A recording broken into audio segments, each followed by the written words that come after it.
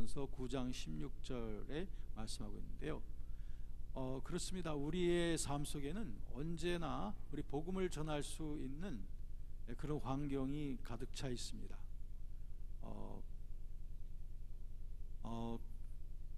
고린도전서 9장 16절, 아까 제가 말씀을 바꿔서 말씀드렸네요. 거기 고린도전서 9장 16절 말씀에 보면은 내가 복음 전하는 것을 두려워하지 않는다고 하고, 그 복음 전하는 것이 내게 마땅히 해야 될 일이라고 말씀하고 있습니다. 내가 복음을 전하지 않으면 내게 화가 있을 것이다 라고 말씀하고 있고요.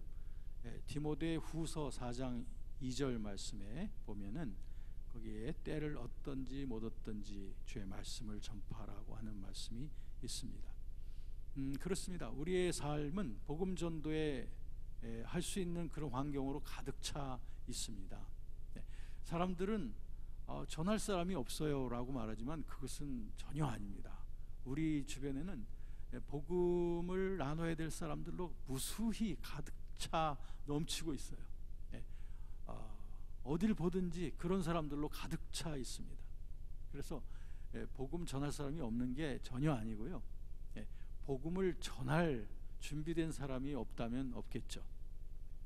그런데 우리가 제대로 된 그 복음 전도의 현장으로 가려면 우리는 사도행전으로 가보면 됩니다. 거기에 복음 전도의 원형이 거기에 잘 나타나 있어요. 우리 기독교에서 이제 요즘 전도가 안 된다고 하면서 뭐 전도 세미나도 있고 뭐 캠페인도 있고 뭐 전도 프로그램도 있고 전도 교육도 있고 훈련도 있고 하지만 이 모든 것도 필요하지만 그보다 정말 있어야만 되어져야 될 것은 뭐냐면 바로 복음 전할 자들에게 필요한 것은 바로 성령의 능력입니다.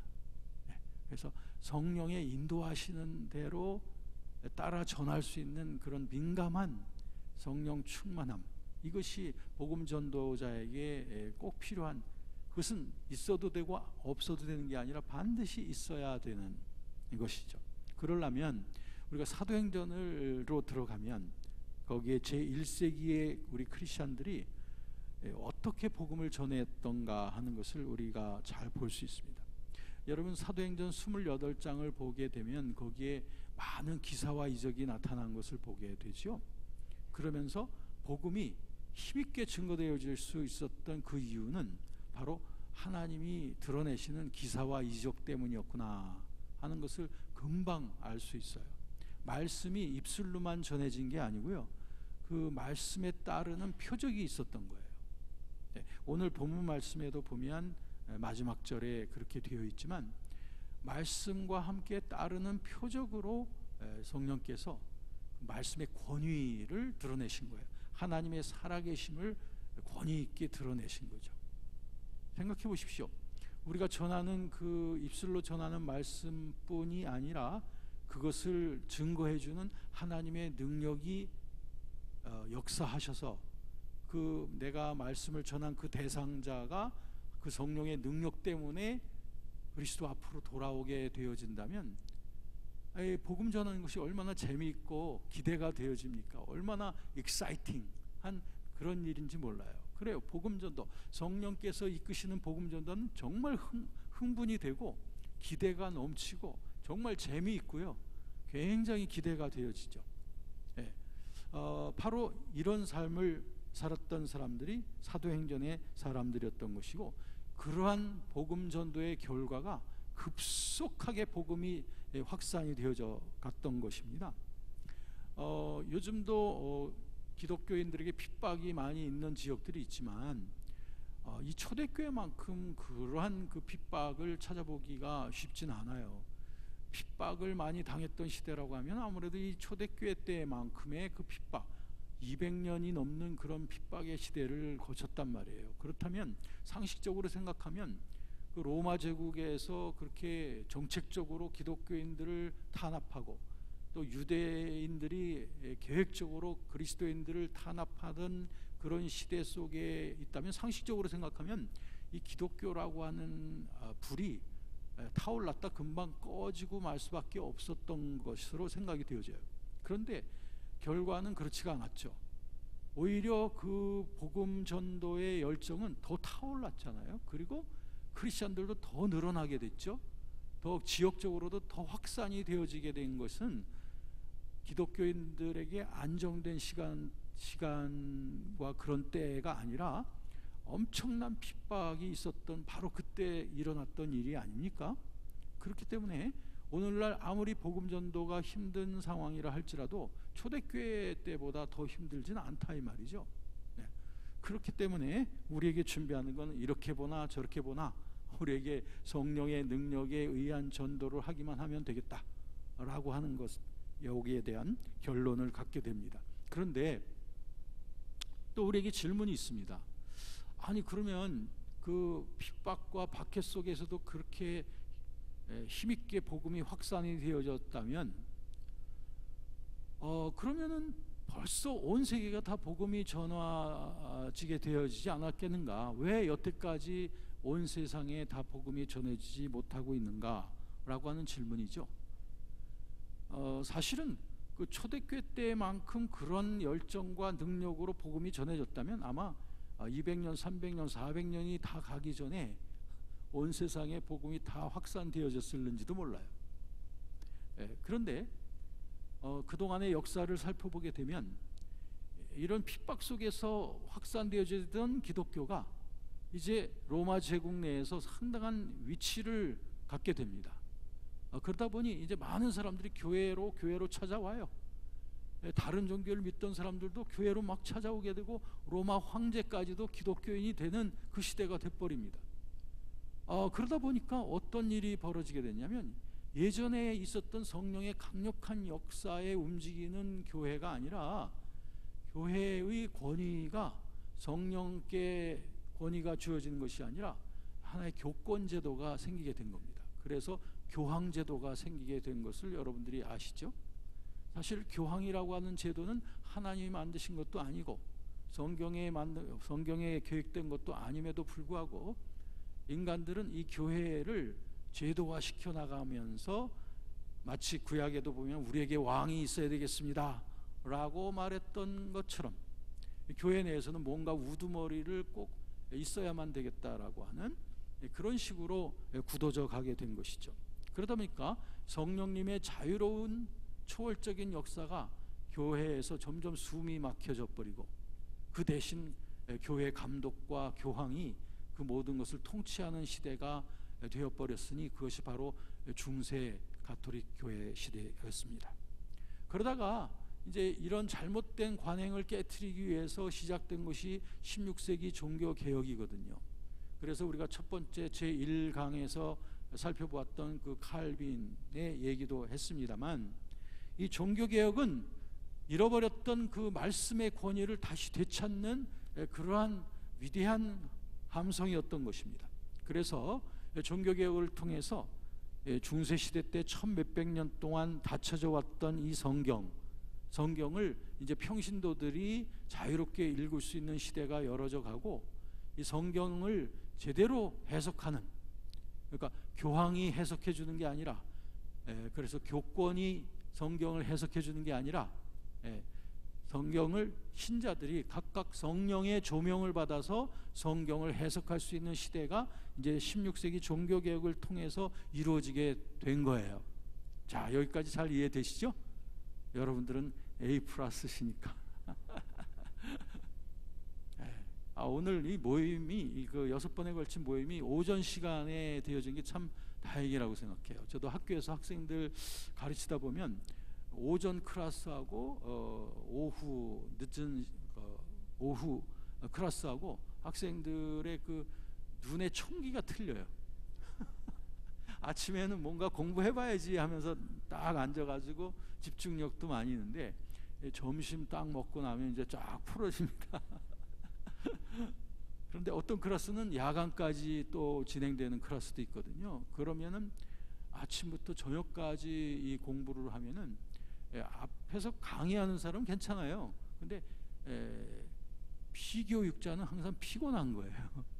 그래서 저녁 먹고 있다 보면 사람들이 이제 완전히 눈이 막 이렇게 고정이 돼가지고 눈만 저를 바라보고 있지 완전히 멍하고 있는 그런 학생들도 있더라고요. 근데 여러분들 보면은 지금 빛이 반짝반짝 나서 여러분 좋은 A 플러스 성적을 받으실 것 같아요. 하나님으로부터. 네. 그렇습니다. 그러면 바로 이와 같은 그 종교 개혁이 그럼 우리에게 모든 것을 초대교회 때 모든 것을 다 회복시켜 줬느냐? 그렇진 못해요. 잘 들으셔야 돼요. 여러분들이 잘 이해를 하셔야지 이해를 잘 못하면 오해를 합니다. 그러니까 잘 이해하셔야 돼. 종교 개혁이 이 하나님의 말씀의 권위를 다시 되찾긴 했어요. 그런데 그렇다고 해서 초대교회 때 나타났던 성령의 역사와 능력의 이 모든 것들을 다 종교개혁 때 회복을 했냐면 그렇지 못해요. 왜 그러냐? 종교개혁자들은 무엇보다 이 하나님의 말씀의 권위를 되찾는 데 집중을 했던 것이고, 좀 중세시대 때 있었던 신비주의라든지 수도원주의라든지 이런 좀 신령한 면들, 이런 부분들은 상당히 위험스럽게 생각을 하면서 중세시대 때 그런 신비주의를 배격하기 위해서 오직 말씀만 자꾸 강조하기 시작했던 거예요. 그야말로 말씀만. 그런데 이 사실은 이 말씀이 능력이 돼야 되는데 이 기록되어진 그 말씀에다가만 모든 초점을 맞추고 여러 가지 신비적인 은사라든지 성령의 능력, 초월적인 능력, 이런 것들은 상당히 거부감을 가졌던 거예요. 그런데 그런 경향성을 더 부추겼던 게 뭐냐면 17세기가 되자 유럽에서 계몽주의가 시작이 되거든요. 이 계몽주의는 인간의 이성적인 것만을 최고로 생각하는 그런 사상이죠.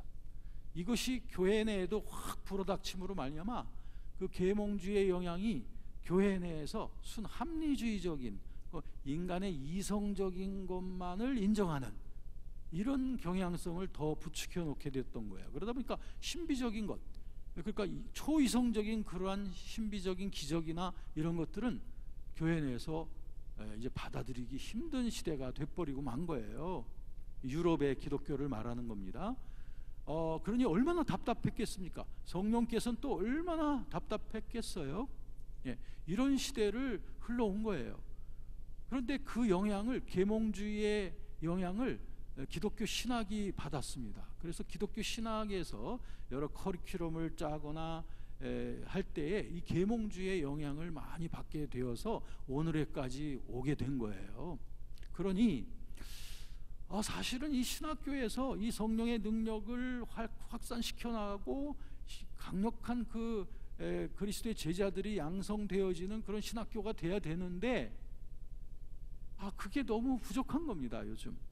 그래서 신학교에서 신학을 공부하면은 어떤 얘기들을 하냐면 그런 말이 있습니다. 신학교를 들어오기 전엔 전부 다 목사래요. 목사와 같은 그런 비전과 포부를 가지고 들어오다가 이제 1학년, 2학년 하다 보면 이제 집사님이 되시고, 그 다음에 졸업할 때쯤 되면 완전히 신앙이 없어져 가지고 졸업을 한다고 하는 그런 말이 예전부터 있었습니다. 그만큼 신학교 교육이 말이죠, 우리를 더 강화시키고 더 훈련되어진 그런 전도자로서 세워주는 데 있어서 제 사명을 지금 제대로 못하고 있단 말이에요. 그러다 보니까 신학교 학생들이 갈급하니까, 신학교에서 그게 채워지지 않으니까, 우리 공교육에서도 그렇잖아요. 공교육에서 뭐가 채워지지 않으면 어떻게 하죠? 사교육을 받으러 가잖아요. 과외를 받으러 나갑니다. 그러다 보니까 요즘에 신학교 학생들 중에 그런 것이 채워지지가 않으니까 공부하다가 말고 예수전도단 DTS를 가서 휴학을 하고서 공부를 한다든지, 아니면 1년 동안 저기 선교 지역에 가서 훈련을 받으러 간다든지, 이런 기이한 이상 현상이 일어나게 되곤 합니다. 왜 그러냐? 신학의 기능이 제대로 순기능을 발휘하지 못하고 있는 이유가 있기 때문이다. 왜 그런가? 그 계몽주의의 영향이 많다라고 하는 겁니다. 그런데 우리들은 말이죠, 그렇기 때문에 우리들은 제대로 된 그 전도의 원형을 보기 위해서 우리는 사도행전을 봐야 된다고 제가 말씀을 드린 것이고요. 그리고 그 사도행전에 나타난 그러한 전도와 복음 전파의 그 모든 것들이 잘 요약이 되어져 있는 28장의 그 전도의 그 모든 방법이나 또는 그 정신이 잘 요약되어져 있는 것이 바로 오늘 읽어보신 마가복음 16장 15절부터 20절까지예요. 어떤 분들은 이거 마가복음이 사도행전보다 앞에 있으니까 시기적으로도 앞에 된 것이 아닌가라고 생각하시는 분들이 계시지만, 사도행전이 쓰여진 것보다 마가복음 쓰여진 것이 좀 더 늦게 쓰여졌어요. 그렇기 때문에 사도행전의 역사들을 다 경험하고 듣고 본 마가가 그 사도행전의 놀라운 역사를 함축해가지고 집약해서 기록한 것이 바로 마가복음 16장 15절부터 20절까지의 말씀이다. 어떤 주경 성서학자들은 이 15절부터 20절까지를 이렇게 가로로 쳐버렸어요. 다시 말하면 빼버리는 사람들도 있어요. 왜냐하면 이건 좀 의심스러운 사본이다, 이거는 조금 성경의 정경으로 받아들이기가 좀 의심스럽다라고 하면서 이 부분을 빼버리는 그런 성서학자들도 있는데, 그렇다고 해서 모든 성서학자들이 그렇게 다 말하는 건 아닙니다. 그리고 어떤 헬라어 사본에는 이 부분이 빠져 있기도 하다라고 하면서 이 부분을 조금 가로로서 이렇게 쳐놓기도 해요. 여러분들의 성경에도 보면 어떤 분들의 성경에는 이 부분들이 이렇게 가로로 쳐져 있기도 해요. 그리고 그 밑에 관주를 보시면은 어느 사본에는 이 부분이 빠져 있다, 이렇게 안내가 되어 있는 여러분들의 해설을 볼 수도 있어요. 그런데 제가 여기서 무슨 이것의 정경성을 말하려고 하는 게 아니에요. 이게 과연 하나님의 영감된 하나님의 말씀이냐 아니냐, 뭐 이런 정경성을 논하려고 하는 것이 아니라, 어떻든 간에 이 부분에 대한 영감성이 어떻든 간에 이 확실한 건 뭐냐면 이건 마가가 쓴 것이고, 그렇다면 이 마가가 그동안 사도행전에 나타났던 모든 것들을 보고서 경험하고서 그 내용의 확신을 분명히 담아놨다고 하는 점, 이것은 분명한 거예요. 그렇기 때문에 거기에 대해서 더 이상 우리가 논제가 있을 필요는 없어요. 그러면 이 부분에서 우리가 그 어떤 복음 전도의 정신들을 볼 수가 있느냐, 이제 한 절 한 절 보시면서 여러분들이 확인을 하십니다. 15절 보시면, 또 이르시되 너희는 온 천하에 다니며 만민에게 복음을 전파하라. 이거 예수 그리스도의 말씀이죠. 예수 그리스도의 말씀을 다시 마가가 인용한 것입니다. 예수님께서 제자들에게 이미 오래전부터 말씀하셨습니다. 너희는 가서 모든 민족으로 제자를 삼아 아버지와 아들과 성령의 이름으로 세례를 주어서 그들로 하여금 너희가 받은 그것을 가르쳐 지키게 하라고 말씀하시면서 내가 너희와 항상 함께 있을 것이라고 마태복음 28장 19절 그리고 20절에서 말씀하셨죠. 이것을 가장 커다란 명령이라고 해서 지상명령이라고 그렇게 말합니다. 이와 같은 예수님의 그 지상명령이 예수님 승천하시기 전에 이미 말씀이 되어졌잖아요. 그러던 그 말씀의 약속이 어제도 보았지만 사도행전에서 드러났습니다. 마가의 다락방에서 성령의 강림이 그때부터 시작이 되어졌잖아요. 그러면서 성령이 너희에게 임하시면 너희가 권능을 받고 땅끝까지 이르러서 내 증인이 되라고 하는 그 예수 그리스도의 그 말씀의 성취가 그때부터 시작이 되어집니다. 아닌 게 아니라 성령 받은 제자들과 성도들, 그 성도들이 처음에 예루살렘에서부터 이 복음을 전하기 시작했지만 나중에는 핍박이 일어나면서 사도행전 9장 10장에 보면은 이 사도들을 제외한 많은 사람들이 다 흩어졌습니다. 그래서 흩어진 곳이 어디냐면 유대와 사마리아 지역으로 쫙 흩어졌죠. 예루살렘에 모여있지 못하고 흩어졌는데, 그곳에서 그들은 또 복음을 계속적으로 전하기 시작했죠. 그랬더니 거기에서 놀라운 기사와 이적과 함께 복음이 더 확산이 되어져 갑니다. 그런가 하면은 또 계속 핍박은 일어나는 가운데 바울이나 바나바와 같은 그 사도들을 중심으로 해서 복음이 이방 세계까지 이제 또 전해지게 되는데, 이게 아주 급속하게 확산이 되어져 갑니다. 그래서 로마 제국 전역으로까지 복음이 확산되어져 가는데 그렇게 많은 시간이 걸리지 않을 정도가 되어졌던 거예요. 바로 이 말씀을 보면은 예루살렘으로부터 시작해서 유대와 사마리아를 통하여 땅끝까지 복음을 전하라고 하는 그 말씀이 그 당시에 지리적으로 성취가 되어져 가던 때였습니다. 거기에서 땅끝까지라고 하는 그 말씀은 그때는 아직 1세기 때에는 아직 지구가 둥글다고 하는 그런 우리의 개념들이 아직 만들어지지 않았었던 때였기 때문에 사람들은 땅을 어느 한쪽으로 계속해서 한 방향으로 가다 보면 사실은 끝이 있을 거라고 생각을 했던 거예요. 그리고 그 끝까지 가다 보면 마치 절벽같이 떨어질 수도 있을 거라고 생각을 했던 시대의 사람들이었습니다. 그렇기 때문에 이 땅끝이라고 하는 그 개념은 우리가 지금 받아들이는 그 개념보다는 조금 더 지리적인 그런 개념이 있었다고 생각하고요.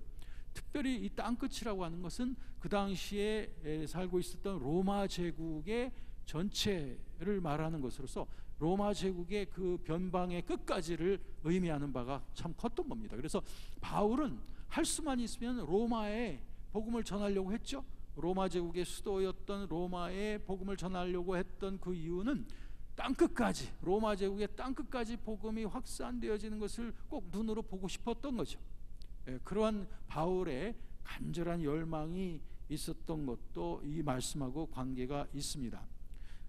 그래서 로마 제국 전역에 퍼져가기까지 한 이 강력한 복음의 이 능력은 바로 성령께서 나타나시는 그 능력으로 동반이 되어진 것이다, 이렇게 말을 할 수 있습니다. 그러면 여기에서 보면은 우리가 왜 이들은 이렇게 강한 열정을 가지고 핍박 속에서도 복음을 전할 수 있었을까? 그것은 바로 성령 체험 때문이었습니다.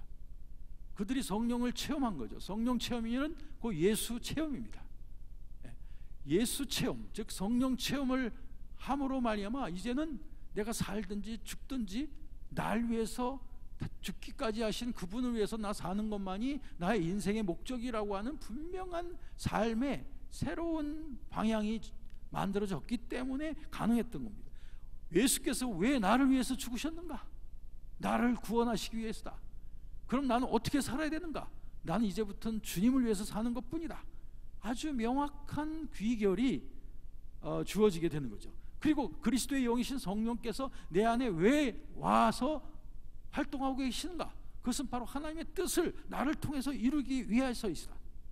그러면 나는 어떻게 살아야 되는가? 그럼 난 성령의 인도하심과 감동을 따라 살아갈 것이다. 이것이 아주 분명했던 거예요. 그러니까 성령께서 지시하시는 대로, 감동하시는 대로 나는 복음을 전할 것이다. 이런 단순한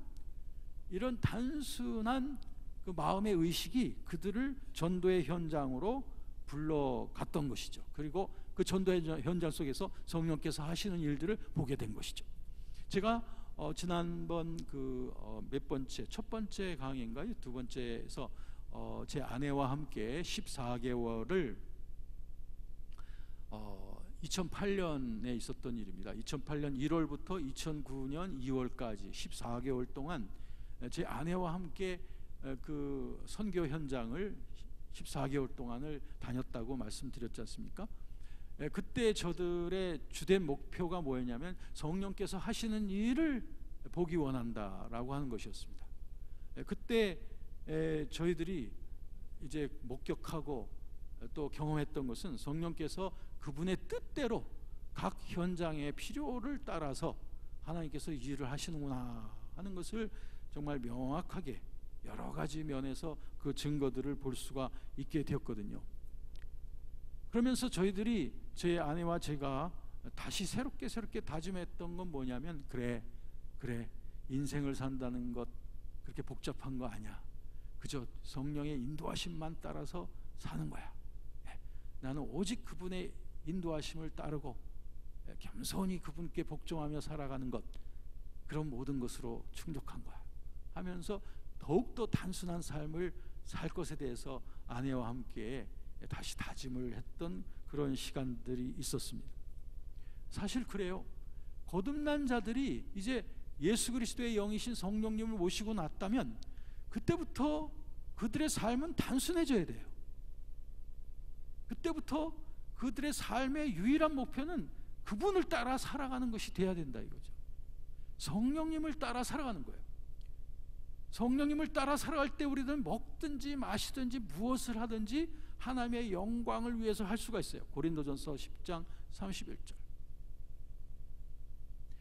그리고 우리가 무슨 태도를 갖든지 말이죠. 빌립보서 2장 5절 말씀처럼 너희 안에 이 마음을 품으라. 곧 그리스도 예수의 마음을 품게 되죠. 성령님과 지속적인 교제 속에 살아가게 되면 말이에요.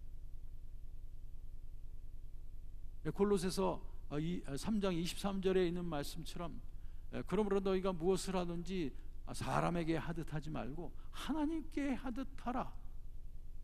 그런 삶이 가능하죠. 왜?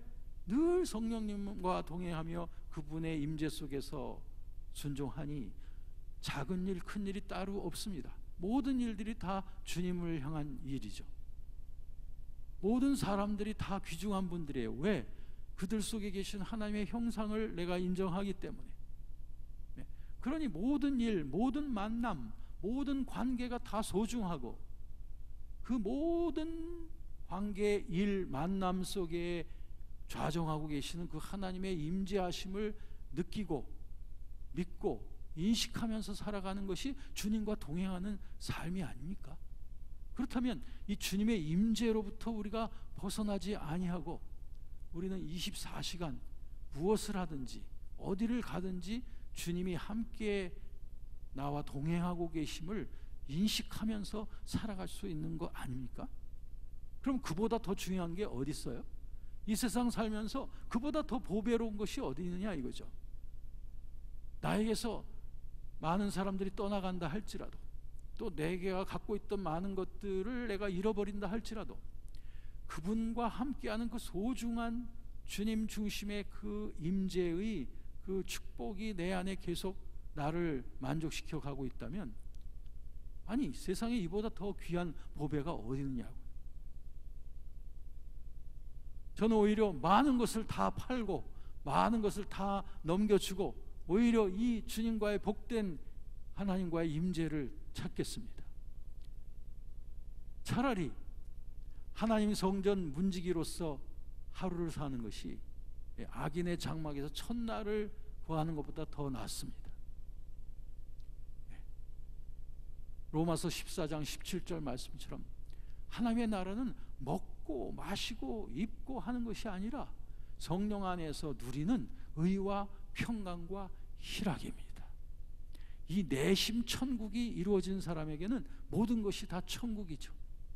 이 내심 천국이 이루어진 사람, 이게 바로 하나님의 나라가 이루어진 것이고요.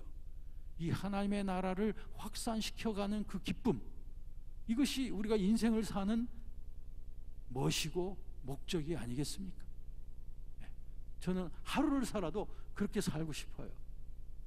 여러분도 그러실 줄로 믿습니다. 네. 그러므로 이와 같은 그 인생 최대의 각성이 있다면 대오각성이라는 대오각성의 그 최대의 각성이 있다면 그것이 성령께서 내 안에 계시고 그리고 성령님을 따라 내가 살아간다고 하는 그 인생의 새로운 깨달음이죠. 이것으로 우리가 완전히 바뀌어져야 되는 거예요. 완전히 바뀌어져야 돼요. 그렇습니다. 그래서 16절에 보면 읽겠습니다. 믿고 세례를 받는 사람은 구원을 얻을 것이요 믿지 않는 사람은 정죄를 받으리라. 네, 아주 명확합니다. 믿고 세례를 받는 사람은 여기서 세례는 성령의 세례를 특별히 의미합니다. 성령에 의한 세례를 말합니다. 다시 말하면 믿고 예수 그리스도와 연합되어지는 그 성령의 세례를 받은 사람은 구원을 받게 되는 것이죠. 그런데 그것을 받아들이지 아니하는 자는 정죄를 받는 것이다. 이것은 복음이죠. 그런데 이 당연한 복음이 오늘날 너무나 물타기가 되어져 있어요.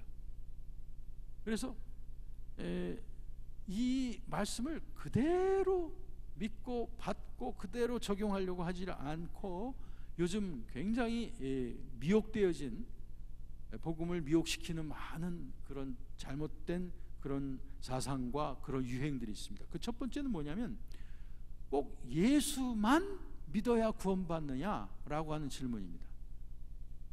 예수님 구원, 맞아, 예수님은 구원이야. 근데 예수님만인가? 이 부분에 대해서 현대인들은 상당히 부담감을 갖고 있어요. 왜냐하면 왜 그 기독교만이냐, 왜 예수만이냐, 종교는 다 비슷한 거 아니냐라고 하는 이런 종교다원주의가 지금 현대인들의 그 의식을 혼미시키고 있습니다. 분명히 사도행전 4장 12절에 보면 다른 이로서는 구원을 받을 만한 이름을 이 세상에 준 적이 없다, 오직 예수 그리스도만이 구원의 이름인 줄로 믿습니다. 그럼에도 불구하고 예수는 구원이다, 그러나 예수와 함께 또 다른 구원의 길을 말하는 사람들이 요즘 많이 있다는 거예요. 이건 복음이 아닙니다. 여러분들이 만약에 그래, 예수는 구원을 받기 위해서 90% 나는 환영해, 근데 10% 정도는 다른 이름으로도 구원받을 수 있지 않을까라고 여러분들이 인정하는 그 순간서부터 여러분들의 그 구원의 신앙 속에 구멍이 뚫리게 되는 겁니다. 그때부터 물이 들어가기 시작해요. 점점 그 구멍이 커져요. 나중에는 그 배가 파손할 수 있어요. 여러분, 예수 그리스도 외에 다른 어떤 이름도 구원의 이름을 우리에게 주신 적이 없는 줄로 믿습니다. 그래서 여러분, 아무리 세상 유행이 어떻게 돌아가든지 간에 오직 예수 그리스도만이 구원이라고 하는 그 확신에 굳게 서 있지 아니하면 우리 신앙에 좌초를 당하게 되어 있습니다. 두 번째, 또 잘못된 미혹시키는 또 다른 생각이 있습니다. 뭐냐면 어차피 믿을 만한 사람들은 다 믿게 된다, 우리가 꼭 그렇게 전도를 극성스럽게 해야만 믿는 게 아니라 하나님이 이미 구원하기로 작정한 사람들은 다 믿게 돼 있어. 이게 어떻게 보면 상당히 신학적인 그러한 생각인 것 같지만 이 생각 속에는 굉장한 위험이 도사리고 있는 겁니다. 이것은 예정론 사상을 잘못 오해한 내용입니다. 원래 예정론은 그런 것은 아니에요. 그런데 이것을 잘못 적용하다 보니 하나님은 어차피 믿을 자와 안 믿을 자를 다 정해 놓으셨다. 그렇기 때문에 믿을 사람은 꼭 내가 가서 전해야만 믿는 게 아니라 어떤 방법을 통해서든지 어쨌든 죽기 전에 꼭 믿게끔 하나님이 하실 거야. 그 다음에 지옥 갈 사람은 내가 가서 아무리 전도한다고 해서 그 사람이 지옥에 안 가는 게 아니라 하나님이 다 그렇게 멸망하기로 작정해 놨기 때문에 그 사람들은 다 멸망하게 돼 있어. 그렇기 때문에 인간이 노력한다고 해서 그 사람이 구원받고 안 받는 게 아니야, 이런 식으로 이제 사람들이 말하게 되는 거예요. 그러다 보면 전도할 필요가 뭐예요? 해외까지 나가서 다른 민족에게 선교할 이유가 도대체 뭐가 있습니까? 이게 벌써 우리 전도가 무너지는 겁니다. 여러분, 우리 주변에서 그런 식으로 말하는 분들이 있을 거예요. 그거 잘못된 거예요. 아닙니다. 분명히 하나님께서는 모든 사람이 다 구원받기를 원하신다고 그랬어요. 그런데 그 복음을 우리가 전하지 아니하면 그들은 하나님이 그들이 구원받기를 원하심에도 불구하고 전하는 자가 없으면 그들은 믿을 수 없는 거예요. 믿지 못하면 그들은 구원을 못 받는 겁니다. 그러니 전하는 자들의 책임이 얼마나 중요합니까? 그러니까 사도 바울은 오죽하면 아까 제가 인용했던 고린도전서 9장 16절에 보면 내가 복음을 전하는 건 오히려 당연하고 내가 복음 전하지 아니하면 내게 화가 있을 것이로다 라고 그렇게 말씀을 하기까지 합니까? 그러니까 복음 전하는 것은 우리의 특권이기도 하지만 우리 크리스찬, 구원받은 우리 크리스찬들의 의무이기도 한 것이죠.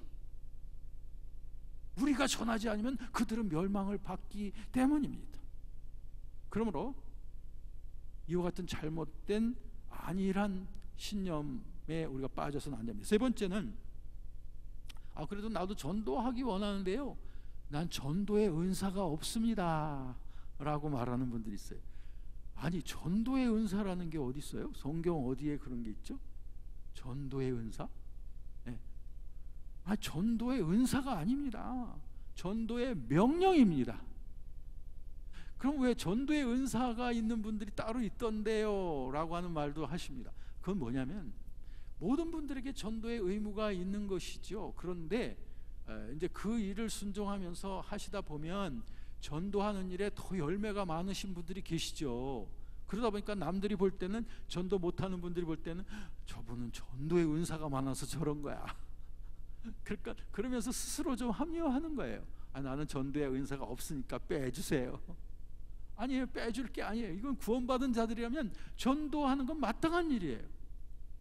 전도를 자꾸 하다 보면 은사적으로 자꾸 열매가 맺혀지는 거죠. 그러니까 전도에 은사가 없어서 못한다는 말은 이것은 성경적이 아닙니다. 네 번째, 솔직히 말해서 나는 복음 전하는 게 좀 창피해요. 복음 전하기가 두렵습니다. 괜히 저 신천지로 오해받을까봐 난 두렵습니다. 이런 분들이 계시는데요, 한번 원론적으로 생각해 보시오. 예수님이 두렵습니까? 예수님이 창피해요? 예수님 섬기는 게 부끄럽습니까? 이렇게 한번 원론적으로 생각을 해보십시오. 예수님이 자랑스럽다면 예수님을 전하는 게 자랑스러운 거예요. 그렇죠? 예수님이 소중하다면 예수님 전하는 게 소중한 거예요. 그분 때문에 내가 너무 기쁘다면 우리는 전하게 될 거예요. 그분 때문에 내가 자랑스럽다면 나는 그분을 전할 거라고요. 그러므로 제가 말씀드린 이 네 가지, 우리를 잘못 이끌어가는 네 가지 신념들이 있는데 이 모든 것은 다 쓰레기와 같은 것들이다. 그러므로 오늘 16절의 말씀대로 믿고 세례를 받는 사람은 구원을 받을 것이요 믿지 않는 사람은 정죄를 받으리라고 하는 이 말씀에 근거하여 나는 때를 얻었든지 못 얻든지 하나님의 복음을, 이 놀라운 복음을 전하기를 원합니다. 자, 그러면 복음 전할 때 우리가 두려워할 필요가 없다. 왜 그러냐? 성령께서 함께 하시기 때문이다 이거예요. 자, 어떻게 함께 하시느냐? 17절 18절을 보시면 놀라운 거기에 표적들이 나타납니다. 이것은 2000년 전 초대교회 때도 있었지만 오늘날도 성령께서 우리를 통하여 드러내기를 원하시는 건데 17절 18절을 우리가 다 같이 한번 읽어보실까요? 시작. 믿는 자들에게는 이런 표적이 따르리니 곧 그들이 내 이름으로 귀신을 쫓아내며 새 방언을 말하며 뱀을 집어 올리며 무슨 독을 마실지라도 해를 받지 아니하며 병든 사람에게 손을 얹은즉 나으리라 하시더라. 아멘. 네, 말씀드린 바와 같이 이 17절과 18절에 여러 가지 신기한 표적들이 언급되어 있죠. 이것은 이미 초대교회 때, 즉 사도행전에 보면 다 나타나는 내용들입니다. 그 내용들에 대한 요약이라고 제가 아까 말씀드렸죠. 그 마가가 그 사도행전의 표적들을 요약을 해서 여기에 적어 놓은 것입니다. 여기에 나타나는 그 표적들은 믿는 자들에게 따르는 표적들이고요, 복음을 전하는 자들에게 따르는 표적을 말하는 것입니다. 이것은 대전제가 그거예요. 복음을 전할 때에 이런 표적들을 드러내신다라고 하는 겁니다. 그런데 여기에 나와 있는 표적들을 한 네 가지로 이렇게 나눌 수가 있어요. 네 가지 정도로 나누면 그 첫 번째는 뭐냐면, 복음을 전할 때 성령께서 나타내시는 그 표적은 복음 전할 때 악령, 즉 귀신의 세력을 제압한다는 거예요. 여기에 보니까 첫 번째로 나타나는 것이 뭐죠? 그것이 저희가 내 이름으로 귀신을 쫓아내며 라고 되어 있습니다. 사도행전에서 보면은 복음을 전할 때 귀신들이 쫓겨나는 사례들이 굉장히 많이 나타나 있는 것을 우리는 어디서든지 찾아볼 수 있습니다. 이런 사례는 하나님 나라가 확장되는 일에 아주 직결되는 것이라고 예수께서 말씀하셨어요. 예수님께서 마태복음 12장 28절에 말씀하시기를 내가 하나님의 성령을 힘입어 귀신을 쫓아내는 것이면 하나님의 나라가 이미 너희에게 임하였느니라. 하나님의 나라가 임하는 그 표적이 이 귀신들이 쫓겨나는 것이다 라고 하는 것입니다. 자, 그러면 이 귀신들이 쫓겨난다고 하는 것, 이게 첫 번째 표적이라고 했습니다. 그러면 이 귀신이란 도대체 여기서 어떤 것으로 생각을 해야 되느냐 하면은, 우리가 귀신에 대한 이미지가 상당히 문화에 따라서도 틀리고 여러 나라의 종교에 따라서도 많이 틀려요. 그렇지만 우리가 현대적으로 이 귀신이라고 하는 것을 우리가 생각을 해보면 이렇게 생각하시면 아주 쉬울 것 같아요. 그러니까는 복음을 방해하고 하나님 나라를 방해하는 그 어두운 세력을 귀신이라고 생각을 하시면 아주 간단할 거예요.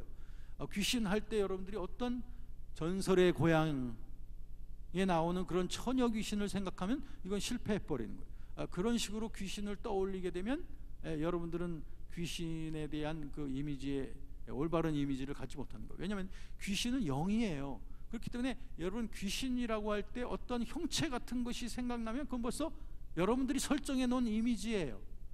그건 성경에 나와 있는 귀신이 아니고 여러분들이 설정해 놓은 거라고요. 그러니까 우리 한국 사람들은 귀신 하면은 처녀 귀신이 생각나요. 예. 근데 그 중국 사람들은 귀신 하면 아마 이런 그죠?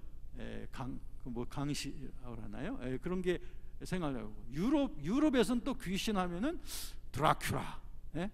드라큘라 성의 백작, 예, 이런 생각이 날 겁니다. 왜? 이미지가 다 틀리기 때문에 그렇습니다. 그거는 귀신의 형체가 아닙니다. 예, 귀신은 형체가 없어요. 그러면 귀신이라고 할 때 어떻게 떠올려야 되냐면 이것은 하나님의 나라와 복음을 방해하는 어두운 세력, 예, 그걸 갖다 귀신이라고 생각하시면 돼요. 그렇다면 오늘날 어떤 사람들 크리스찬임에도 불구하고 아이 목사님 요즘 귀신이 어디 있어요? 라고 말하는 사람들인데 이거 벌써 속은 거예요. 왜냐하면 자기 고정된 이미지 때문에 그런 이미지로 나타나는 귀신이 지금 보이지 않는다고 해서 귀신이 없다고 속은 겁니다. 귀신이 속인 거죠. 그런 식으로 귀신이 형체화되어지지 않고 우리에게 역사하고 있단 말이에요. 그렇기 때문에 오늘날 귀신의 활동이, 옛날에는 귀신의 활동이 많았지만 요즘은 별로 없다, 이것도 속은 것입니다. 지금 얼마나 사회가 부패하고 타락했으며 교회도 지금 얼마나 많은 시련을 겪고 있습니까? 이 모든 것이 영적으로 보면 다 귀신의 세력입니다. 귀신의 세력이 정신을 혼미시키고 우리를 파괴시키려고 그 교회를 교란시키고 하나님의 나라를 방해하는 이 모든 것의 배후에는 악의 영들, 이 공중 권세 잡은 악의 영들의 세력이 있는 거예요. 그게 바로 귀신입니다. 그렇기 때문에 우리들은 눈에 보이는 귀신을 찾을 게 아니라 복음을 방해하고 하나님 나라를 방해하는 세력이 귀신이라고 우리는 딱 설정을 하고 거기에 대한 방해를 느껴질 때 그거는 귀신의 역사라고 생각하시면 되는 거예요. 그러니까 복음을 전하잖아요. 하나님 나라를 확산할 때 그것을 방해하는 세력들이 계속 내 앞에 다가옵니다. 그럼 여러분들은 그것이 바로 귀신의 세력이라고 하는 것을 인정하고 그것을 예수 그리스도의 이름의 통치의 그 능력으로 제압을 해야 되는 거예요. 그 권세를 여러분에게 주신 줄로 믿습니다. 그게 바로 내 이름으로 귀신을 쫓아낸다고 하는 그 의미인 것입니다. 그러니 얼마나 대단합니까? 우리가 복음을 전할 때에 그 사람과 내 사이에 가로막고 있는, 복음을 바로막고 있는, 그리고 그리스도의 복음이 전파되지 못하게끔 가로막고 있는 그러한 모든 제어 영역들, 방해하는 여력들을 향하여서 우리가 권세 있게 명령할 수 있고 권세 있게 그들을 제압할 수 있다는 그 특권을 받은 자들이 우리 크리스찬이라고 하는 것을 생각할 때 얼마나 담대하고 얼마나 자랑스럽습니까? 우리들은 예수 그리스도의 그 권세로 말미암아 복음을 방해하는 어떤 귀신의 세력도 제압할 수 있는 능력을 부여받은 자들인 줄로 믿습니다. 이게 바로 표적이에요. 주님이 주시는 표적인 것입니다. 두 번째 영역은 뭐냐면요, 두 번째 영역은 거기에 보면 새 방언을 말하며 라고 했는데, 이것이 두 번째 표적입니다. 복음 전할 때에 마가는 성령을 받아서 방언하는 모습들을 계속 보아왔던 거죠. 여기에서 새 방언을 말한다고 하는 그 표현은 단지 그 방언에만 국한시킬 필요는 없습니다. 다시 말하면 복음이 전해질 때 성령이 그들에게 임함으로 말미암아 그들에게 변화가 일어나고 회개가 일어나고 방언이 터지고 그리고 그들에게서 놀라운 변화들이 일어나는 그런 모든 총체적인 것들을 우리가 다 포함시킬 수 있어요. 단지 방언에다가만 이것을 국한을 시키게 되면 성령 받으면 다 방언을 그럼 다 해야 되는 거냐라고 하는 그러한 교리적인 질문에 빠져 들어가게 되거든요. 물론 성령 받은 사람들은 다 방언 말할 수 있습니다. 그런데 그렇다고 해서 다 방언을 말하는 건 아니에요. 방언을 말할 수는 있지만 그렇다고 해서 모든 사람들이 다 방언 말하는 건 아니다 이거죠. 그런데 성령 복음을 전할 때에 확실한 것은 복음이 전해진다는 것은 그분들에게 예수 그리스도의 영이 임한다는 거예요. 그게 성령이 임하는 것입니다. 성령이 그들의 영혼 속에 내주하기 시작하는 거예요. 요한복음 1장 12절에 있는 말씀처럼 영접하는 자 곧 그 이름을 믿는 자들에게는 하나님의 자녀가 되는 권세를 주셨다고 하는 그 말씀처럼 말이죠. 누구든지 그리스도의 영이 없이는 예수님을 나의 주님이라고 말할 수 없다라고 말씀하시는 것처럼 말이죠. 로마서 10장 9절 10절의 말씀처럼 그 하나님께서 예수님을 죽은 자 가운데서 살리신 것을 내 마음에 믿으면 구원을 받을 것이고 너희가 마음으로 믿어 의에 이르고 입으로 시인하여 구원을 받는다고 말씀하셨는데, 이와 같은 놀라운 구원의 역사를 가능하게 해주시는 분이 바로 성령이십니다. 성령이 예수 그리스도와 우리를 연합시켜 주시는 성령의 세례로 말미암아 우리가 하나님의 자녀가 되어진 것입니다. 고린도전서 12장 13절 말씀입니다. 그러므로 이제 복음이 전해질 때 그것은 바로 성령을 받는 일이에요. 복음이 전해졌다면 그들에게 진심으로 복음을 받아들였다면 그리스도를 영접한 거예요. 그것이 바로 성령을 받은 일이에요. 성령을 받음으로 말이야 초대교회 때 보면 방언들이 터지고 했던 것들을 보게 되는데, 오늘날도 마찬가지입니다. 우리가 복음이 효과적으로 전해질 때에 예수 그리스도를 영접하고 그들이 성령을 받음으로 말미암아 삶의 변화가 일어나고 또 그들 중에서는 방언이 터지기도 하고 또 예언을 말하기도 하며 그들 속에 치유가 일어나고 라고 하는 이런 놀라운 변화들이 일어나게 되는 거죠. 그래서 고린도서 5장 17절 말씀처럼 그런즉 누구든지 그리스도 안에 있으면 새로운 피조물이 되어지는 이 놀라운 변화가 이 성령 받은 자들을 통해서 나타나게 되는데, 이것이 바로 표적입니다. 사람들은 그 표적을 보고 와 대단하구나, 저 사람이 저렇게 변화돼 버렸네, 어떻게 사람이 저렇게 변할 수가 있지? 그게 놀라운 표적입니다. 그리스도가 임한 그 표적이에요. 그 표적으로서 우리들은 사람들 앞에서 자 봐라, 그리스도 안에서 변화받은 그리스도를 모시게 되어진 자들의 나타난 이 변화와 이 표적을 보라 하면서 사람들은 그 표적을 보고 하나님 앞에 영광을 돌리게 되는 거죠. 그 다음에 보면은 또 말씀에 보면은 18절 말씀에 보면 뱀을 집어 올리며 무슨 독을 마실지라도 해를 받지 아니한다 되어 있습니다. 이 두 가지는 같이 보시면 됩니다. 뱀을 짚고 무슨 독을 마실지라도 해를 받지 않는다. 이것은 뭐냐면 복음을 전할 때 어떠한 위험으로부터도 우리가 보호를 받는다는 것입니다. 복음을 전할 때에 하나님께서 우리를 함께 하시기 때문에 어떤 위험으로부터도 보호를 받는다. 그렇기 때문에 우리들은 담대함으로 복음을 전할 수 있다는 거예요. 자, 여기에 보면 뱀을 짚는다라고 하는 것하고 그 다음에 무슨 독을 마실지라도 해를 받지 아니한다. 네. 이것은 사실은 바울과 실라도 감옥에서 기적적으로 해방되어지는 그런 경험들이 있었죠. 하나님이 보호해 주셨죠. 또 바울이 멜리데 섬에서 독사한테 물렸지만 아무런 해를 받지 않았습니다. 그래서 그 표적 때문에 하나님께 영광을 돌리고 사람들이 주님을 믿게 됐잖아요. 이게 표적입니다. 하나님이 우리를 어떠한 경우에도 보호해 주신다고 하는 거, 이게 표적입니다. 자, 이게 어떤 사람들은 이 말씀을 그 본문의 문맥을 따라서 보지를 않고 요 구절만 딱 뽑아가지고 봄으로써, 제가 첫 시간에도 말씀드렸죠. 이단들은 성경 구절을 딱딱 한 구절 한 구절 뽑아가지고 자기들 생각에다 맞춰가지고 해석을 한다고 그랬잖아요. 그렇게 보면 안 돼요.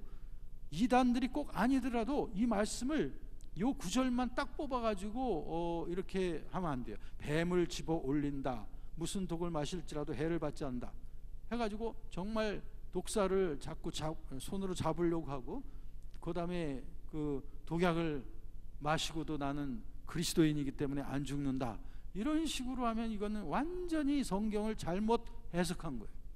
문맥을 전혀 이해하지 않고 그것만 뽑아가지고 이렇게 한 거기 때문에 이런 식으로 성경 해석하면 안 된다고 그랬죠.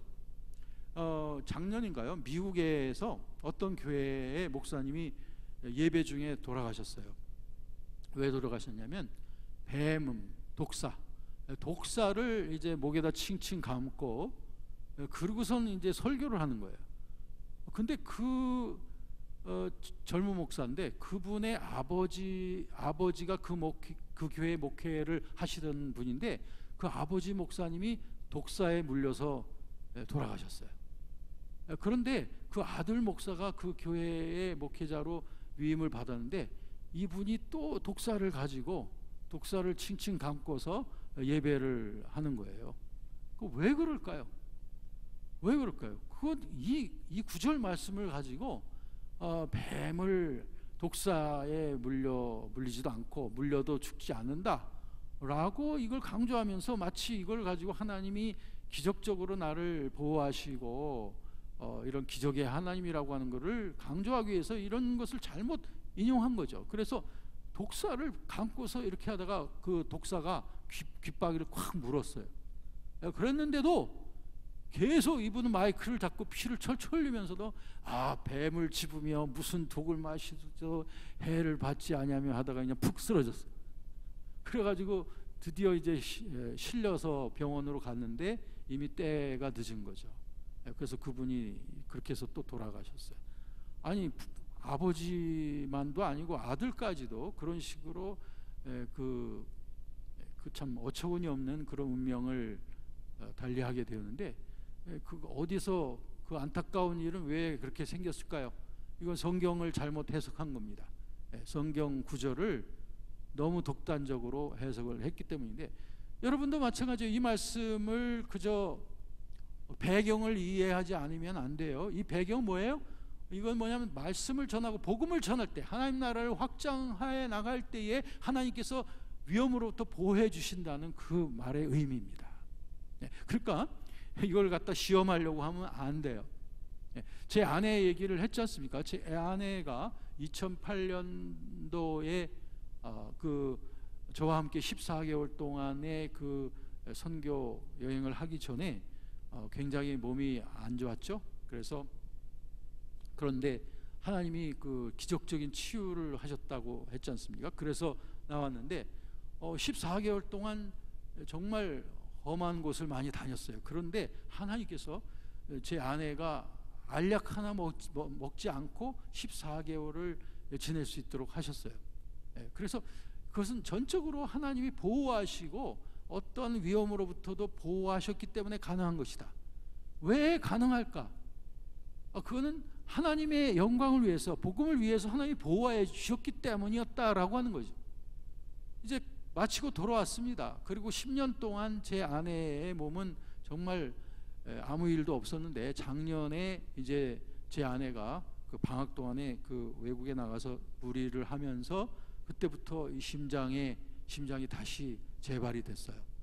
그래서 저와 제 아내는 하나님의 얼굴을 구하면서, 하나님, 10년 전에 하나님께서 정말 기적적인 치유를 베풀어 주셨는데 이번에도 그렇게 치유를 하실 겁니까? 아니면 의사를 통해서 하실 겁니까? 라고 계속 묻고서 기다리고 있었습니다. 그런데 하나님께서 이번에는 그런 기적적인 치유의 방법이 아니라 의사와 의료의 시설을 통해서 제 아내를 치유하셨죠. 그래서 이번 올해 초에 이제 다시 시술을 받고 그리고 지금 이제 점점 더 건강해져 가고 있어요. 그렇기 때문에 이것을 무조건 제한시키면 우리가 너무 이것을 이 말씀을 우리가 스스로 오용하면 아니 됩니다. 언제나 이 말씀은 복음 전하고 하나님의 확장을 위해서 일할 때 하나님이 보호하시는 그 일로서 우리들이 이해를 하셔야 되겠습니다. 네 번째 표적은 뭐냐면 바로 여기에 말씀해 보면 병든 사람에게 손을 얹은즉 나으리라 하셨습니다. 네 번째 표적은 복음을 전할 때 병든 자들을 치유하신다라고 하는 것입니다. 우리는 복음서의 사건들이나 사도행전의 기록을 통해서 복음 전할 때 병든 자들이 치유되어지는 일들을 수없이 많이 보게 됩니다. 예수님께서도 병든 자들과 그리고 귀신에 눌린 자들을 정말 엄청나게 많이 치유하셨던 것을 보게 됩니다. 예수님께서는 자신만 그렇게 하신 것이 아니라 자기의 제자들에게 말씀하시기를 마태복음 10장 7절 8절에 보면서 가면서 전파하여 말하되 천국이 가까이 왔다 하고 병든 자를 고치고 죽은 자를 살리며 나병 환자를 깨끗게 하며 귀신을 쫓아내되 너희가 거저받았으니 거저줘라 라고 하면서 이 치유를 선포를 하라고 말씀하신 것입니다. 여기서 이 치유는 단지 몸의 치유만 국한되는 것이 아니라 오늘날은 이 질병의 그 목록과 영역이 훨씬 더 옛날보다 넓어졌습니다. 그렇기 때문에 육체적인 치유도 포함되고 정신적인 질환도 포함이 되며 더 나아가서는 우리 환경적 치유도 포함이 됩니다. 환경의 문제 때문에 질병이 일어나는 그런 일들이 굉장히 많은데 이런 부분도 역시 치유의 영역에 속하게 되는데 우리가 복음이 증거되어질 때에 하나님께서 이런 치유의 역사를 나타내기를 기뻐하신다는 거예요. 여러분의 능력이 아니고 복음이 증거될 때에 하나님께서 이런 일을 행하길 원하신다는 거예요. 그렇기 때문에 여러분에게 뭐 신유의 은사가 있어서 하는 것이라고 생각하시면 안 되고 그게 아니라 복음을 전할 때 병든 자들에게 성령께서 그 표적으로 나타내시는 거죠. 여기서 표적이라고 하는 것은 하나님의 영광을 드러내기 위해서 하나님께서 스스로를 드러내시는 그런 능력들을 이 표적이라고 합니다. 그러니까 이런 표적이 나타날 때 우리가 스스로 자랑에 빠진다든지 어떤 이런 초자연적인 표적을 통해서 개인적인 이익을 추구하려고 한다든지 이런 벌써 잘못되어지게 되는 겁니다. 이거는 복음 전하는 자들에게 따르는 표적이기 때문에 이것이 자기에게 주어진 전유물이라고 생각을 하면 벌써 그것은 잘못 오해되는 겁니다. 조금 확장해서 말씀을 드리면은 전에 그 알파 코스를 요즘도 알파 코스 많이 하는데요. 좋은 코스이기도 해요. 그런데 이제 어떤 부분에 있어서 좀 잘못 적용하는 부분들이 좀 있어 왔어요. 그런데 이제 그런 부분에 대한 시정이 지금 되었습니다만 전에 보면은 그 금릭발 사건이라는 것이 있었습니다. 뭐냐면은 라틴 아메리카 쪽에서 시작되어진 그 알파 코스가 이제 우리나라에도 이제 소개가 되어질 때에 그 남미 지역에서 그 알파 코스를 하게 될 때에 이가 치과 기적이라고 해서 이가 금리빨로 변했다 라고 하는 그런 소문들이 아주 무성하게 확산이 되어졌던 거예요. 그 아말금 이빨들이 금리로 변하고 뭐 충치가 다 고쳐지고 하는 거죠. 그런 일을 하나님이 뭐 가능하시죠. 하나님이 못하실 일이 어디 있겠습니까? 그런데 과연 이러한 일들을 모든 현장에서 하나님이 다 그러한 기적을 행하길 원하시느냐 하는 거죠. 예를 들어서 성령께서 전혀 그 의료적인 혜택을 받을 수 없는 그런 지역의 복음이 증거되어질 때 선교사님들 통해서 정말 기적적인 치유의 역사들이 일어나게 얼마든지 하시죠. 그런데 그렇게 해서 일어나는 그런 치유의 역사가 어떤 상황에서든지 다 하나님이 그렇게 행하기를 원하시냐는 거죠. 특별히 치과적인 의료 혜택을 받지 못하는 그 지역의 복음이 전파될 때에 성령께서 그들에게 기적적으로 정말 충치가 고쳐진다든지 또는 정말 정말 그 이가 금리로 변하게 되어지도록 하는 일을 못 하실 수는 없죠. 하실 수는 있죠. 그런데 그 일을 어디에서나 그 일을 행하실 거라고 생각을 하는 것이 잘못입니다. 그러다 보니까 그것을 너무 여기에서도 우리 한국 교회의 현장에서도 이 금리빨로 변하는 그런 일이 기적이 일어날 거라고 막 강조를 하게 되어서 크게 문제가 되었습니다. 그래서 실제적으로 그 집회를 인도하는 분들 가운데 그런 실수를 한 거죠. 뭐냐면 이제 여러분들 지금 기도하고 나면 다 가서 거울들을 봐라. 그럼 아마 충치가 다 고쳐졌을 것이고, 금리가 어디쯤 금리가 박혀 있을 것이다. 그래서 사람들이 집회가 끝나고 가서 다 거울을 보면서 그 중에 또 몇 사람은 목사님 금리로 변했어요. 그런 식으로 와서 또 보고를 하는 사람들이 또 있었어요. 그게 정말 진정한 금리인지 아닌지는 가서 감정을 해봐야 되겠지만, 그러다 보니 여기에 대한 오해들이 많이 일어나게 돼서 결과적으로 알파코스 전체에 대해서 굉장히 부정적인 이미지를 미치게 되었습니다. 나중에 이제 그 부분이 좀 시정이 되어져서 알파코스는 지금까지도 이제 건전하게 지금 교회 내에서 소개되어져 가고 있습니다만, 이 표적이라고 하는 것을 잘못 이해하게 되면 그렇게 되는 거죠. 표적이란 하나님 나라를 확장시키기 위하여 하나님의 뜻을 따라서 되어지는 것이다. 이건 개개인의 능력이 아니고 이것은 어떤 일관성 있게 그렇게 되어지는 것도 아니라고 하는 점을 우리가 알아야 됩니다. 자, 4가지를 말씀드렸습니다. 자, 이 표적은 하나님 나라 확장을 위해서 우리를 복음 전도의 현장으로 우리를 보내실 때 성령께서 함께 하시는 그 증거로서 드러내시는 것입니다. 오늘 19절 말씀에 보면 이런 말씀이 있습니다. 주 예수께서 말씀을 마치신 후에 하늘로 올려지사 하나님 우편에 앉으시니라. 이게 무슨 말이냐면, 이 모든 표적을 행하시는 그 권위는 승천하신 승귀하신 우리 주 예수 그리스도께 있다는 그 말씀인 줄로 믿으시기 바랍니다. 개인의 영광, 개인의 자랑하고는 전혀 관계없습니다. 개인의 능력하고도 관계가 없습니다. 이것은 승천하신 주 예수께서 우리에게 위로부터 오는 능력으로서 우리에게 주시는 그런 표적인데, 마지막 20절 보시면 제가 읽게요. 제자들이 나가 두루 전파할새 주께서 함께 역사하사 그 따르는 표적으로 말씀을 확실히 증언하셨다. 여기서 제자들이 두루 전파하셨다 했습니다. 이 두루라고 하는 것은 어디든지 가서 전했다는 거예요. Everywhere, 어디든지 가서 이 복음을 전하기 시작했다는 거예요. 이 20절 말씀은 그 15절 말씀에 대한 응답이라고 할 수 있습니다. 15절 말씀에 보면 또 이르시되 너희는 온 천하에 다니며 만민에게 복음을 전파하라 라고 하는 주 예수의 말씀에 대한 응답으로서 제자들은 어디든지 가서 전파하기 시작했다.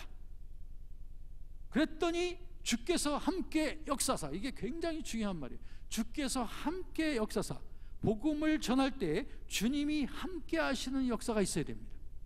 주님의 인도하심이 있어야 되고 주님이 함께 하시는 역사가 있어야 이 표적이 나타납니다. 그렇게 될 때에 말씀을 확실히 증거하신다. 무엇으로? 표적으로.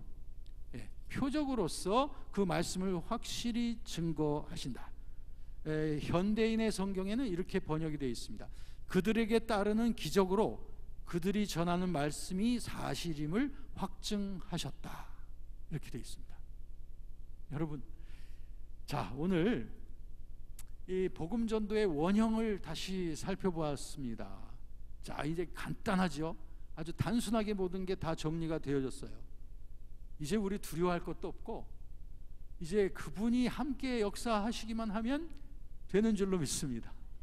뭐 어떻게 전할까, 어떻게 결과가 있을까, 이거 두려워할 이유가 전혀 없습니다. 우리는 주님이 하라고 하시는 대로만 하면 되고 위험을 걱정할 이유가 없습니다. 왜?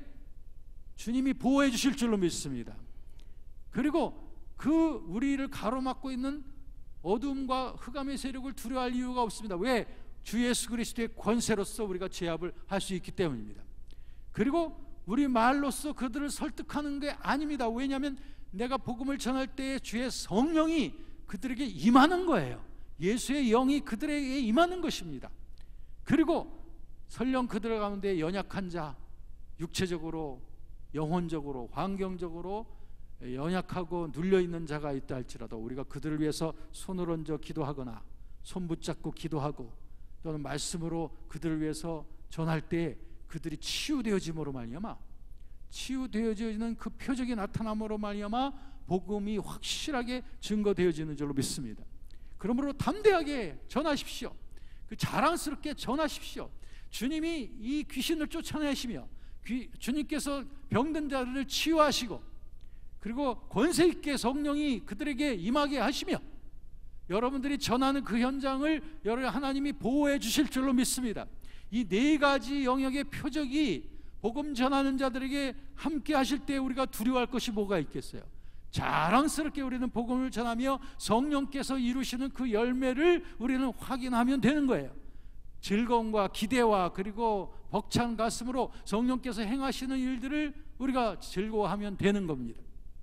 제가 한 가지 사례를 말씀드리고 말씀을 마치게요. 전에 우리 아파트의 밑에 불교 보살 할머니가 살고 있었습니다. 그런데 그분을 위해서 우리가 기도를 하고 있었죠. 제 아내와 제 함께 불교 보살 할머니가 구원받게 해달라고 기도를 하고 있었습니다. 가끔가다 마주칠 때가 있고 어떨 때는 제가 한두 번 그분 댁에 가서 뭔가 혼자 사시기 때문에 가서 무언가를 좀 전등이라도 달아드리고 뭐 하는 일을 했죠. 근데 그 안방에 가니까 부처님이 딱 앉아 계시더라고요. 근데 이제 그리고 저희들은 기도만 하고 있었습니다. 그런데 어느 날 그 할머니를 만났는데 그 할머니 얼굴이 너무 밝아지신 거예요. 그래서 제 아내와 함께 할머니 요즘 무슨 좋은 일이 있으세요? 얼굴이 굉장히 이쁘시네요 했더니 좋은 일이 생겼다는 거예요. 뭐냐 그랬더니 내가 요즘 예수님을 믿고 있다는 거예요. 그래서 우리가 깜짝 놀랐죠. 그날까지 우리들은 계속 기도를 하고 있는 건데 아니 도대체 할머니 어떻게 된 거예요? 하고서 어떻게 예수님을 믿게 되셨어요? 했던 거예요. 그랬더니 그분이 말씀하시는데 자기가 너무 언제부턴가 잠만 자면은 너무 가위에 눌린다는 거예요. 그러면서 천장에서부터 막 시퍼런 큰 칼이 막 내려와서 자기 위에 와서 막 춤추듯이 한다는 거예요. 그러니까 그 천장에 우리가 누워서 자고 있는 천장인데 그래서 이분이 막 식은땀을 흘리면서 일어나가지고 부엌칼을 가지고 자기도 막 하다가 진땀을 흘리고 해가지고 이분이 뭐 잠을 못 이룰 지경이 된 거예요. 그런데 그 소식을 그 주변에서 우리 주의 군대가 들은 거야. 우리 그 주변에 있는 어떤 교회의 구역 식구들이 그 소식을 듣고 그 할머니가 초청도 안 했는데 그냥 급습을 했습니다. 그냥 급습을 했어. 그래 급습을 해가지고 그 할머니를 가운데 앉혀놓고 그때부터 막 기도를 한 거예요. 찬양하고 기도를 한 거예요. 그랬더니 이 할머니가 마음이 굉장히 막 누그러지기 시작해서 그 예배를 막 힘차게 드리고 났더니 그 할머니가 예상외로 교회를 따라 나가겠다고 하시게 된 거예요. 그때부터 이 할머니가 교회를 나가기 시작하는데 얼마나 열심히 나가시는지 옛날 보살 때 드리던 그 불공 드리고 새벽마다 하던 그 기운을 받아가지고 새벽기도 다니지 철야기도 다니지 하면서 완전히 변화가 되어지신 거예요. 그래서 저희들이 그 얘기를 듣고서 그때부터 이제는 그 할머니를 위한 기도를 이제 감사의 기도로 바꾸게 되었던 거죠. 여러분 그 케이스를 보니까 저희들은 가서 그저 선한 행동을 하고 좋은 이미지를 보여드리려고 했던 것뿐이 없고 그 대신 우리들은 그분을 위해서 계속 기도했죠. 어떻게 그분이 구원받을지는 몰랐지만 어찌하든지 그분이 구원받는 건 하나님이 원하시는 거니까 하나님의 뜻을 놓고 계속 기도했던 건데 하나님은 그런 신묘막측한 방법으로 하나님께서 저희들의 입술을 사용하지 않고 하나님은 그런 놀라운 표적으로 하나님께서 일하신 줄로 믿습니다. 여러분들에게도 이런 간증들이 너무 많을 거예요. 그러니 이제 다시 한번 일어나십시다. 우리 하나님의 이 놀라운 표적으로 우리와 동반하시고 우리에게 강력하게 하나님의 나라를 확장해 가기 원하시는 우리 하나님께서 우리와 함께 계십니다. 우리 안에 성령께서 계시고 그 성령의 감동을 따라서 우리가 복음을 전하기만 하면 성령께서 표적을 그들에게 역사하심으로 말미암아 그들이 구원받는 놀라운 역사들이 일어나게 하실 것입니다. 그래서 사도행전 28장 속으로 들어가서 저와 여러분들이 사도행전 28장의 뒤를 이어받는 사도행전 29장의 사람들이 되어서 성령께 이끌리는 복음 전도자로서의 삶을 살아가게 되기를 주의 이름으로 축원합니다. 이것이 거듭난 자의 최고의 삶의 목표인 것입니다. 하나님 나라를 확산해 가는 일, 이 일을 위하여 저와 여러분들이 이제 부르심을 받은 자들입니다. 두려워할 이유가 없는 것은 하나님의 능력이 함께 하시고 하나님이 우리를 보호하여 주시며 그리고 성령께서 주시는 놀라운 표적으로 그 말씀을 확실히 증거하실 것이기 때문입니다. 이를 위해서 우리들이 준비할 것은 언제나 성령님과 동행하여 성령 충만한 삶을 살아가는 거죠. 이를 위해서 하나님께서 우리에게 정결의 불, 능력의 불, 사랑의 불을 주셔서 이 능력의 불로서 복음을 확실하게 강력하게 전할 수 있도록 해주시는 분이시고 또한 우리에게 사랑의 불을 넘치게 하심으로 말미암아 우리가 사랑의 실천을 통하여 예수 그리스도의 사랑을 보여줄 수 있는 이 사랑의 메신저들이 되게 하시는 것이며 이를 위하여 하나님께서는 정결한 불로 우리를 충만케 하셔서 늘 성령님과 동행하는 성령 충만한 삶을 살아가는 그런 위대한 복음 전도자들이 되게 하실 줄로 믿습니다. 우리 함께 기도하실 때 우리 다 같이 자리에서 일어나실까요? 이제 종합 기도